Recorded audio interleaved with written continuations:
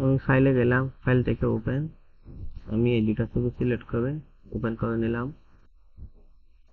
নেওয়ার পর এই ছবিটা আসতে হবে, আসার পর ডাবল ক্লিক করে এটা আনলক করতে হবে, ওকেতে ক্লিক। এটা আমি মুভ টুল দিয়ে ধরে এখানে নিয়ে আসবো, আসার পর কন্ট্রোল টি দিয়ে ফ্রি ট্রান্সফর্ম, আমি এটা একটু ছোট করে নিলাম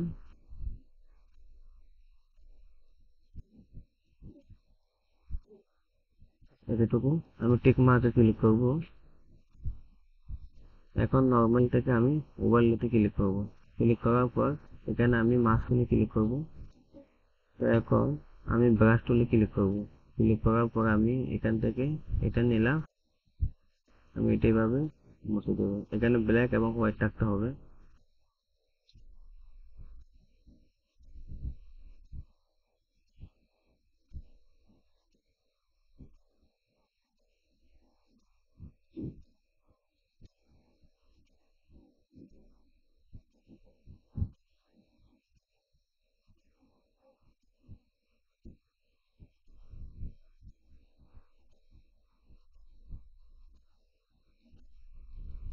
এই যে আমার হয়ে গেছে।